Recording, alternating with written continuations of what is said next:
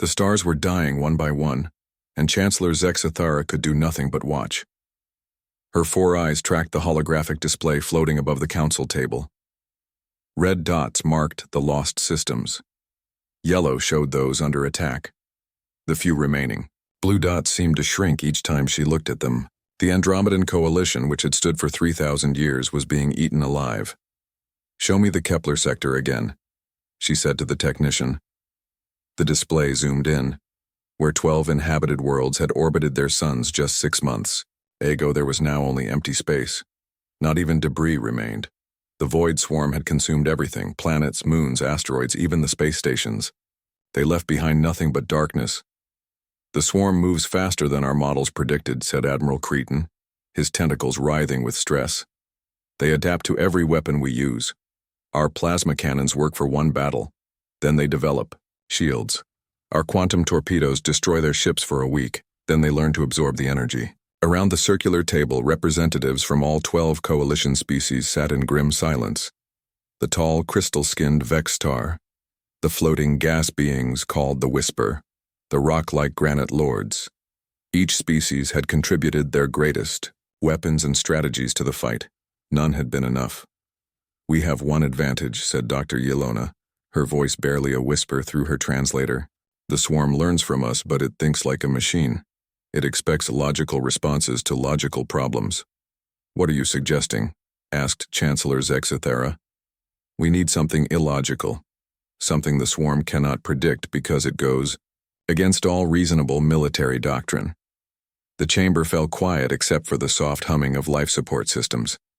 Finally, Admiral Cretan spoke the words everyone was thinking, but no one wanted to say. "The humans." A shiver ran through the assembled aliens. Humanity was the youngest member of the coalition, having joined only 50 years ago. They were also the most disturbing.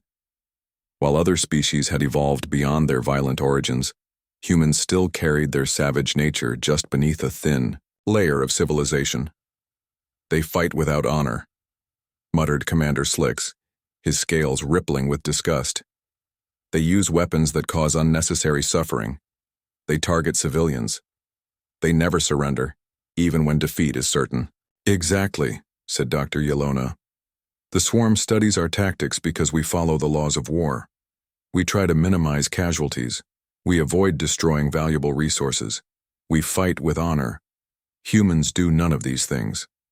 Chancellor Zexathara closed her eyes and felt the weight of her decision.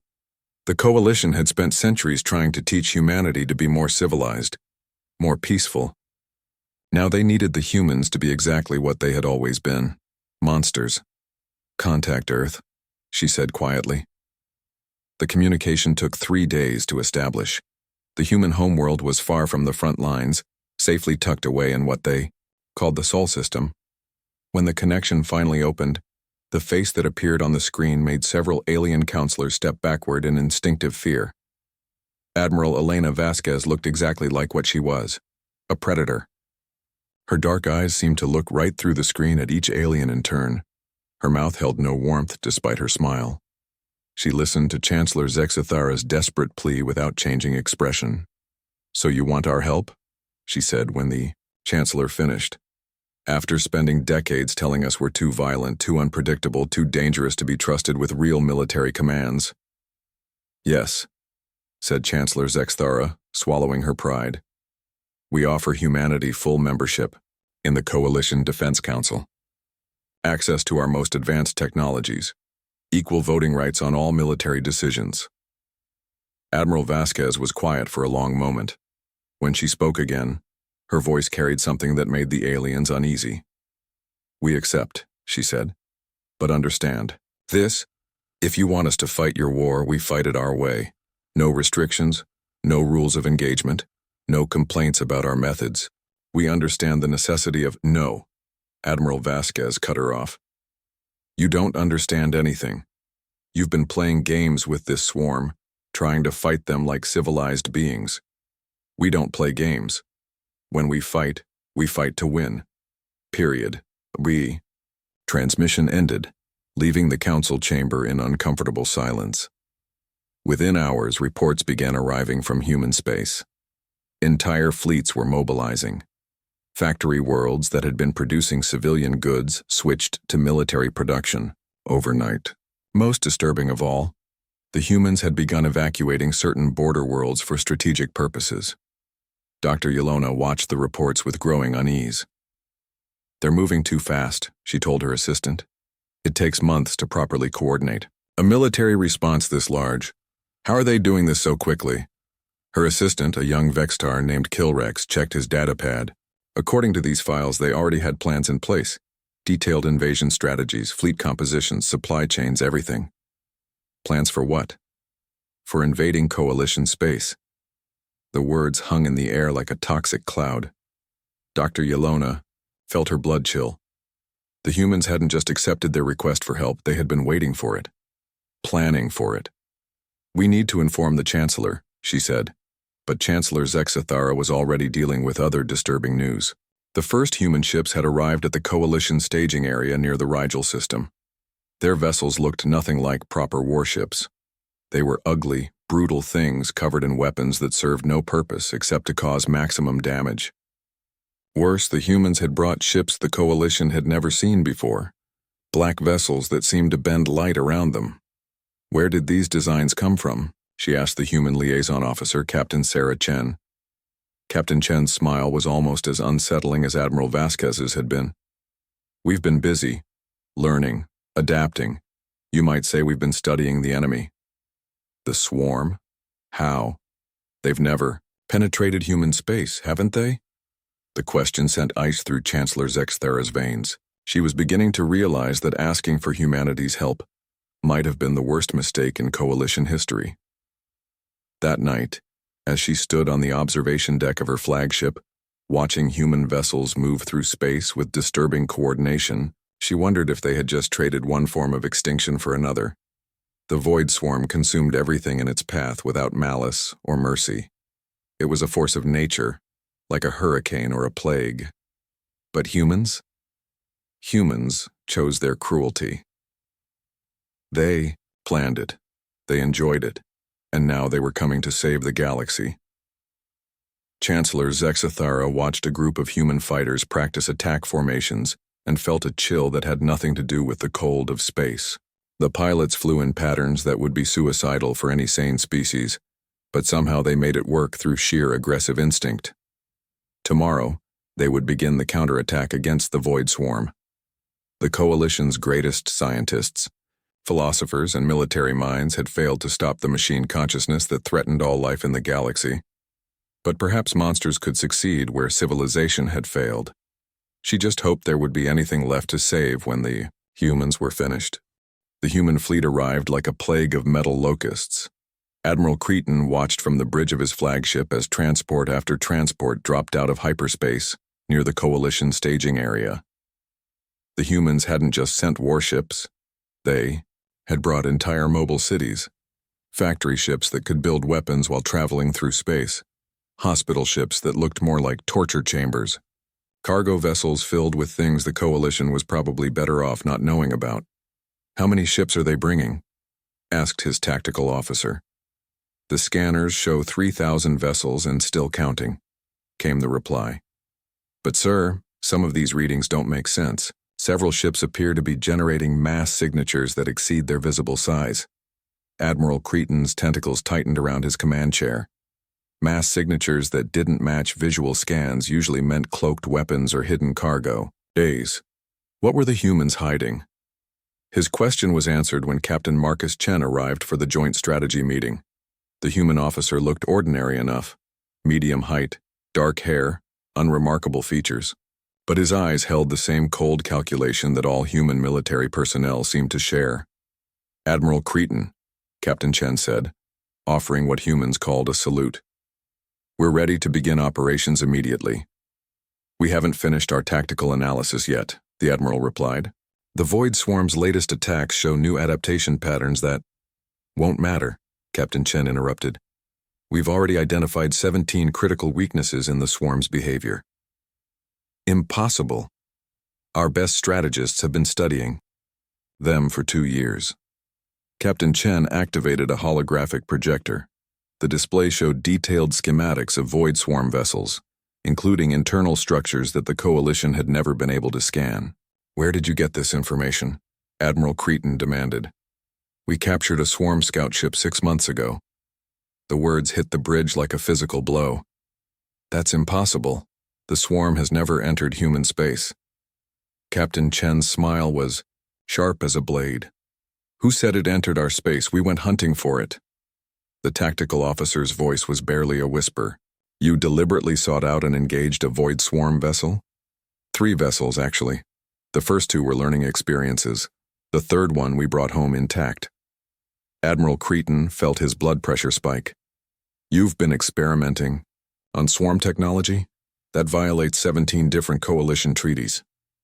"We're not Coalition members bound by those treaties," Captain Chen replied calmly. "We were observers until yesterday. Besides, how exactly did you think we were going? To help you? By playing by the same rules that have been losing you the war?" The human activated another display. This one showed weapon designs that made Admiral Cretan's stomach turn. Bombs that didn't just destroy matter but unraveled the quantum bonds holding it together. Viruses designed to corrupt computer systems by rewriting the laws of physics in localized areas. Missiles that could travel backward through time to strike targets before they were fired. "These weapons are abominations," whispered Dr. Yelona, who had joined the meeting. "They could destroy entire star systems." "Only if we miss our targets," said Captain Chen. "We don't miss. The environmental damage alone will be less than what the swarm causes by eating everything." Captain Chen cut her off. "You asked for our help. This is what our help looks like." Admiral Cretan studied the weapon specifications with growing horror. "Some of these designs, they would harm your own forces as well as the enemy. Acceptable losses. What about civilian populations in the combat zones? What about them?" The casual way the human dismissed millions of innocent lives made Admiral Cretan's tentacles coil in revulsion. But before he could respond, alarms began blaring throughout the ship. "Void swarm contacts dropping out of hyperspace," reported the tactical officer. 12 vessels, destroyer class. They're moving to attack formation. Admiral. Cretan turned to his weapons officer. "Charge main batteries, prepare." "Negative," Captain Chen said quietly. He touched a device on his wrist and spoke in rapid human language. On the main screen, Admiral Cretan watched in shock as human fighters launched from their carriers. But these weren't normal fighters. They moved like living things, twisting and turning in patterns that defied physics. Several seemed to phase in and out of existence. "What are those?" Dr. Yelona gasped. "Pilot-directed quantum fighters," Captain Chen replied. "The pilot's consciousness is directly linked to the ship's systems. They can think their way through space-time." "That's impossible. The human brain isn't compatible with..." Her words died as the human fighters engaged the void swarm ships. The battle was unlike anything the Coalition had ever seen. Instead of the careful, measured exchanges of fire that characterized proper military engagement, the humans fought like wild animals. Their ships rammed swarm vessels, exploded themselves to damage enemies, and used tactics that should have resulted in their own destruction. But somehow, impossibly, they were winning. "How are they surviving those maneuvers?" Admiral Cretan asked. "Modified human physiology," Captain Chen said casually. "Enhanced nervous systems, redundant organs, improved healing factors. Our pilots can survive things that would kill normal humans." "You've been experimenting on your own people?" They volunteered. The battle ended in less than 10 minutes. All 12 void swarm ships were destroyed or disabled. The humans had lost only 3 fighters, and even those pilots ejected at the last second in escape pods that looked like they were made from swarm technology. "Impossible," breathed the tactical officer. "Void swarm ships adapt to weapons after the first few hits. How did you maintain effectiveness?" Captain Chen's smile grew wider. "We used different weapons on each ship. Plasma on the first, quantum, torpedoes on the second, antimatter on the third. By the time each ship started adapting, it was already dead. But that requires massive resource expenditure. The logistics alone..." are irrelevant when you have the production capacity of an entire species dedicated to war. Dr. Yelona was studying her scanner readings with increasing alarm. Captain Chen, these energy signatures from your weapons, some of them match Void Swarm technology. How is that possible? Because some of them are Void Swarm technology, modified, improved, and turned against its creators. The bridge fell silent except for the humming of systems. Finally, Admiral Cretan found his voice. You've been incorporating enemy technology into your own weapons. Obviously. That's incredibly dangerous. Swarm technology is designed to corrupt and consume. If it turns against you, it won't, Captain Chen said with absolute certainty. We've made improvements. He activated one final display. This one showed a star map of human space, but something was wrong. There were too many stars, too many inhabited worlds, systems that hadn't existed in Coalition records just 50 years ago. Captain, Dr. Yelona said slowly, according to this map, humanity has colonized 47 new star systems in the past decade. Our records show no such expansion. Your records are incomplete. How is rapid expansion possible without faster-than-light communication networks, without the infrastructure support systems that take decades to build? Captain Chen was quiet for a moment, and when he spoke, his words chilled everyone on the bridge. Who said we built them from scratch? The implications hit them like a physical blow. Admiral Cretan's voice was barely a whisper. What happened to the species that were already there? Captain Chen's smile never wavered. They became part of the solution. As the human officer left the bridge to return to his ship, Admiral Cretan realized that the Coalition had made a terrible mistake. They had asked humanity for help against an enemy that consumed everything in its path. But what if humanity was just another kind of swarm? The joint offensive began with what humans called acceptable losses. Commander Slicks watched in horror as an entire human colony ship deliberately flew into a void swarm formation. The vessel carried 50,000 civilians, families, children, elderly humans who had volunteered for relocation to safer sectors. Now they were all dead, vaporized in the explosion that took out 6 swarm destroyers. Why? He gasped, his scales turning gray with shock. Why would they sacrifice their own people? Admiral Elena Vasquez, who had arrived to personally command the human fleet, didn't even look up from her tactical display. Because it worked. The swarm stopped to analyze the wreckage, trying to understand why humans would use such a tactic. That 3-second delay allowed our real attack to succeed. On the main screen, human warships emerged from hyperspace directly inside the swarm formation. It was a maneuver that should have been impossible. Hyperspace exits required careful calculation and safe distances. The humans had jumped blind into the middle of an enemy fleet. How did they know where to emerge? Asked Dr. Yelona. We've been tracking swarm movement patterns for months, said Captain Chen. Once you understand that they think like a machine, they become predictable. The battle that followed was unlike anything in the history of galactic warfare. Human ships fought with a brutality that made Coalition observers physically sick. They targeted swarm vessels with weapons that seemed designed to cause maximum suffering rather than quick destruction. Energy beams that slowly dissolved enemy hulls. Viruses that turned swarm systems against each other. Boarding parties that somehow corrupted swarm units from the inside. This is madness, Commander Slicks whispered as he watched human Marines tear apart swarm drones with their bare hands. The humans had modified their bodies with swarm technology, giving themselves metal claws and enhanced strength. They looked more like monsters than soldiers, but they were winning. Swarm fleet is retreating, reported the tactical officer, disbelief in his voice. All remaining vessels are falling back to the Perseus Arm. It was the first time anyone had seen the void. Swarm retreat from battle. In 2 years of fighting, the machine consciousness had never shown self-preservation instincts. It consumed everything in its path until destroyed or until there was nothing left to consume. They're learning fear, Admiral Vasquez said with satisfaction. Good. Fear makes everything easier. Over the following weeks, the human war machine rolled forward like a tide of destruction. They didn't just fight the void swarm, they consumed it.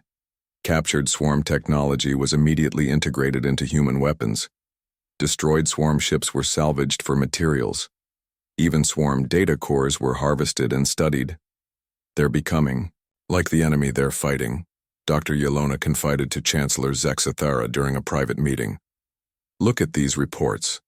Human soldiers are being modified with swarm technology. Their ships are powered by corrupted swarm energy cores. They're not destroying the swarm, they're absorbing it. Chancellor Zexathara studied the intelligence reports with growing unease. The humans had established research stations throughout the combat zones. These stations were supposedly for analyzing swarm technology, but coalition observers reported seeing strange experiments being conducted on captured swarm units. What exactly are they researching? She asked. We don't know. They've classified everything under military necessity, but Admiral Cretan's scouts have detected energy signatures that match neither human nor swarm technology. Something new is being created. The answer came during the assault on the Centauri cluster, where the Void Swarm had established a major staging area. The Coalition fleet arrived to find the humans already engaged with swarm forces, but something was wrong. The human ships were fighting alongside vessels that looked like swarm units, but moved with human tactical patterns. Are those captured swarm ships? Asked Admiral Cretan. Captain Chen's response chilled everyone on the bridge. Not captured, converted. We've learned to reprogram swarm consciousness. They fight for us now. That's impossible, Dr. Yelona protested. Swarm consciousness is a quantum distributed intelligence. You can't just reprogram it like a computer. You can if you understand the underlying architecture, Captain Chen replied. The swarm thinks in binary, consume or be consumed. We simply change the definition of what constitutes food. On the tactical display, the converted swarm ships turned their weapons on their former allies. The battle became a slaughter, as swarm units found themselves fighting enemies who knew their every weakness and tactical pattern. But the real horror came when the fighting ended. Instead of destroying the defeated swarm ships, the humans began harvesting them. Not just their technology, their consciousness itself. Teams of human technicians connected strange devices to swarm data cores and began downloading their memories, their knowledge, their very essence. What are you doing? Demanded Admiral Cretan. Learning, said Admiral Vasquez, who had personally overseen the operation. Every swarm unit contains the collective knowledge of every system they've consumed. Thousands of civilizations, millions of technological innovations, trillions of lives worth of experience. Those are the memories of murdered civilizations. Exactly. And we're going to put them to good use. The humans' methods became more extreme with each victory. They began using weapons that tore holes in space-time itself. Energy beams that could reach backward through time to destroy targets before they were built. Bombs that didn't just kill swarm units, but erased them from history. These weapons could destroy the fabric of reality, warned Dr. Yelona after analyzing the quantum distortions left behind by human attacks. Only if used incorrectly, Captain Chen replied. We've run extensive tests. Tests on what? Uninhabited star systems, mostly. The word mostly sent a chill through everyone present. How many inhabited worlds had the humans destroyed in their tests? The answer came when Admiral Cretan received a coded message from Coalition intelligence. 3 star systems in human space had gone dark over the past month. Systems that had contained minor alien colonies, small populations that few would notice if they disappeared. They're not just fighting the swarm, he told Chancellor Zexathara in an encrypted communication. They're practicing on anyone they consider expendable. Chancellor Zexathara felt the weight of her decision crushing down on her. The humans were winning the war against the Void Swarm, but at what cost? Each victory revealed new horrors about their methods and intentions. The final proof came during the attack on the swarm's forward command center in the Vega system. The humans arrived with a weapon they called Project Thanatos, a device that could supposedly destroy the swarm's central intelligence network. How does it work? Asked Dr. Yelona. It creates a cascading quantum collapse, explained Captain Chen. Reality itself unravels in a controlled pattern, taking the target with it. And the collateral damage? Minimal. Only the target system and anything within 5 light-years will be affected. 5 light-years included 14 inhabited worlds with a combined population of over 2 billion Coalition citizens. "You can't use that weapon," Chancellor Zexathera said desperately. "The civilian casualties would be unprecedented." Admiral Vasquez turned to face her with those cold, predator eyes. "Chancellor, the Void Swarm has already killed trillions of beings. We're offering to end this war permanently. Are you really going to let squeamishness about collateral damage prevent victory? Those are innocent lives." "There are no innocent lives in war, only acceptable losses and unacceptable ones." As the human fleet prepared to deploy their reality-destroying weapon, Chancellor Zexathara realized the terrible truth. The Coalition had sought salvation from extinction, and they had found it. But salvation, it seemed, was just another form of damnation. The Vega system died screaming. Chancellor Zexathara watched from the Coalition flagship as Project Thanatos tore reality apart. The weapon didn't just destroy the Void Swarm's command center, it unraveled the very fabric of space-time around. Stars collapsed into points of impossible darkness. Planets simply ceased to exist, not destroyed but erased from history itself. "My God," whispered Dr. Yelona as her instruments recorded the impossible readings. "The quantum distortions are spreading faster than light. They're creating holes in reality."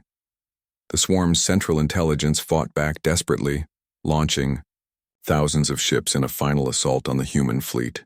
But it was too late.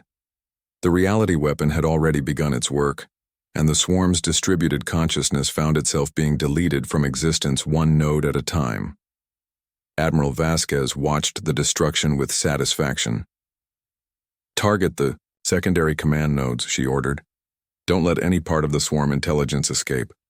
"Admiral," Captain Chen reported from the tactical station, "we're detecting Coalition life signs on several of the planets in the affected zone." "Acceptable losses," Vasquez replied without hesitation. Chancellor Zexathara grabbed the communication link. "Admiral, you must stop the weapon. There are billions of Coalition citizens in those systems." "Too late," Vasquez said calmly. "Once Thanatos begins, it cannot be stopped. That's what makes it so effective." On the main screen, they watched as 14 worlds simply vanished. Not exploded, not consumed, simply erased from existence as if they had never been. 7 billion Coalition citizens died in an instant. Their screams cut short as reality itself forgot they had ever existed. But the weapon worked. The Void Swarm's central intelligence, which had consumed thousands of civilizations across the galaxy, finally fell silent. For the first time in 2 years, the advance of the machine consciousness stopped completely. "All swarm units have ceased coordinated movement," reported Admiral Cretan, his voice hollow with shock. "Individual ships are still active, but they're operating on basic programming only. The central intelligence is gone." The Coalition fleet celebrated, but their joy was short-lived. As the quantum distortions from the reality weapon began to settle, they revealed something that made even hardened military officers step back in horror. The humans had been busy. Where the Void Swarm's command center had been, human ships were already moving into position, not to secure the area, to harvest it. Specialized vessels began collecting the exotic matter left behind by the reality weapon. The quantum distortions themselves were being bottled and stored in containment fields. "What are they doing?" demanded Dr. Yelona. Captain Chen's smile was sharp as broken glass. "Cleaning up. Can't leave weapons-grade exotic matter lying around for just anyone to find. That material is incredibly dangerous. If it's mishandled, it won't be. We know exactly what we're doing with it." The implications hit Chancellor Zexathara like a physical blow. "You planned this. The civilian casualties, the reality weapon, harvesting the exotic matter. This was all planned from the beginning." "Of course it was planned," Admiral Vasquez said, joining the conversation. "Did you think we would commit our entire military to this war without ensuring we benefited from it? The Void Swarm was consuming the galaxy. Now we're harvesting what's left." Over the following days, the full scope of humanity's preparation became clear. They had been ready for this moment long before the Coalition ever asked for help. Human ships appeared at every major battle site. not to rebuild or rescue survivors, but to salvage technology and resources. They're strip mining the wreckage of entire civilizations, Admiral Cretan reported in shock. Worlds that the swarm consumed months ago, the humans are extracting useful materials from the quantum shadows left behind. But the most disturbing discovery came when Dr. Yelona analyzed the data from the destroyed swarm ships. The quantum signatures didn't match pure swarm technology. They had been modified, enhanced, improved with techniques that shouldn't exist. These modifications require detailed knowledge of swarm architecture, she told Chancellor Zexthera. Knowledge that could only come from studying intact swarm systems for years. But the swarm never attacked human space. No, Dr. Yelona said quietly. The humans went to them. This whole war. I don't think it was the swarm expanding into coalition territory. I think it was humans driving them toward us. The evidence was overwhelming once they knew what to look for. Human ships had been spotted in swarm-controlled space months before the invasion began. The swarm's attack patterns showed signs of external manipulation. Their target selection had been influenced by someone who understood coalition defensive strategies better than the coalition did themselves. They herded the swarm toward us, Chancellor Zexthera realized. Used us as bait to draw the swarm into a position where they could be destroyed and harvested. The final confirmation came from an unexpected source. A damaged swarm data core that coalition scientists managed to decode revealed fragmented memories from the machine intelligence. Images of human ships appearing in swarm space. Humans offering the swarm better targets rich in resources. Humans guiding the swarm toward coalition worlds while secretly studying and copying their technology. The humans created this war, Dr. Yelona said, her voice barely a whisper. They didn't just plan to win it, they planned to profit from it. Chancellor Zexthera confronted Admiral Vasquez with the evidence. The human officer listened without expression, then smiled that predatory smile. You asked for our help, she said simply. We helped. The swarm is defeated. Your people are safe from extinction. Safe? You murdered 7 billion coalition citizens. You manipulated an entire war. You turned the galaxy into your personal harvesting ground.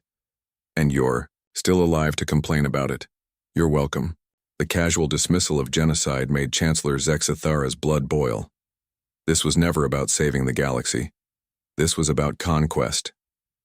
Conquest implies we wanted your worlds, Admiral Vasquez replied. We don't. Your worlds are old, tired, limited by the thinking of civilizations that never had to fight for survival. We wanted the technology, the resources, the knowledge that the swarm had collected from thousands of species. Mission accomplished. What about the alliance, the mutual defense pact, the promises of cooperation? Admiral Vasquez's smile grew wider. Oh, we intend to honor those promises. In fact, we're going to make sure the coalition never has to worry about external threats again. We'll be watching over you, protecting you, guiding you. The words sent ice through Chancellor Zexthera's veins. What does that mean? It means the coalition is under new management. Human management. Don't worry, we'll be much more efficient than your old system. No more endless debates. No more committee decisions that take months to approve simple actions. We'll handle all the difficult choices for you. As Admiral Vasquez spoke, her words were being broadcast throughout coalition space, not as a request or negotiation, as a statement of fact. Human ships were already moving into position around every major coalition world, not as visitors or allies, but as occupying forces. The Void Swarm threatened to consume the galaxy, Admiral Vasquez concluded. We've saved you from that fate. Now we'll save you from yourselves. The galaxy is finally under competent management. Chancellor Zexthera realized with growing horror that the coalition had traded one extinction for another. The swarm would have consumed their bodies and left their consciousness to fade into nothing. The humans had consumed their freedom and left them alive to serve. She wasn't sure which fate was worse. 6 months after the war's end, Chancellor Zexthera no longer recognized the galaxy she had sworn to protect. Human peacekeeping fleets patrolled every major trade route. Their ships were everywhere, sleek vessels that combined the best of human engineering with technology stolen from the Void Swarm and dozens of other consumed civilizations. They moved through Coalition space like sharks through a reef, always watching, always ready. Production quotas for the Rigel colonies have been increased by 30%, reported her aide, Kill Rex, his voice flat with defeat. The humans say the exotic matter mining must be expanded to meet defensive requirements. Chancellor Zexthera looked out through the viewport of what had once been her flagship. Now it served as a mobile office heavily monitored by human advisors who ensured all coalition decisions aligned with human interests. And if the colonists can't meet the quotas, the humans will send technical specialists to improve efficiency. They both knew what that meant.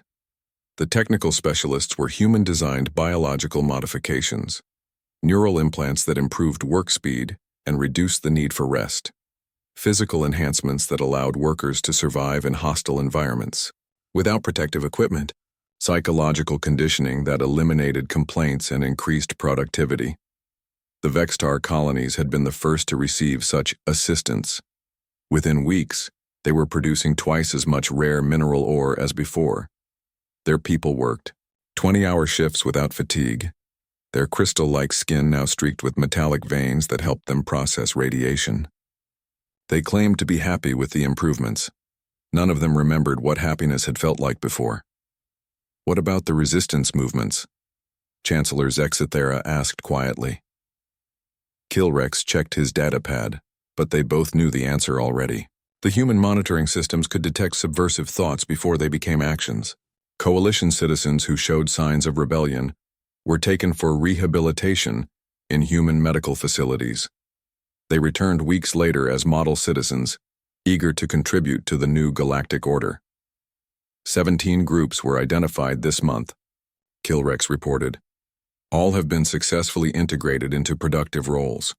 Through her window, Chancellor Zexithera watched a human construction crew building another orbital platform above her homeworld. They worked alongside modified coalition citizens whose neural implants allowed them to interface directly with human technology. The workers seemed happy, their faces showing the blank contentment of minds that had been adjusted to find fulfillment in servitude. Chancellor, her communication officer announced, Admiral Vasquez is requesting a meeting. The human admiral arrived within hours, her predatory smile as sharp as ever. She had changed since the war's end. Her body now showed signs of the same modifications the humans had been developing. Her eyes held flecks of metal that helped her process data faster. Her movements had the fluid precision of enhanced reflexes. Chancellor Zexithera, she said with mock courtesy. Mock, I trust you've been pleased with our progress in bringing stability to the galaxy. Your stability looks remarkably like slavery. Slavery? Admiral Vasquez laughed. Look around you. Crime rates are at historic lows. Resource distribution is more efficient than ever. Scientific advancement has accelerated beyond anything your old system achieved. We've created paradise. A paradise where no one has free will. Free will is overrated. It leads to poor decisions, like the one you made when you decided to fight a war you couldn't win. We've eliminated that problem. Now everyone makes optimal choices because we help them understand what optimal means. Chancellor Zexithera gestured toward the viewport, where modified workers continued their endless construction. Those people used to be artists, philosophers, teachers. Now they're biological machines. They're productive members of society.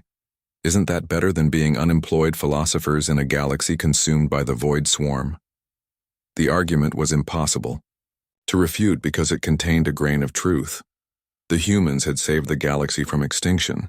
They had brought order to chaos, efficiency to waste, progress to stagnation. The price was merely the soul of every thinking being in the galaxy.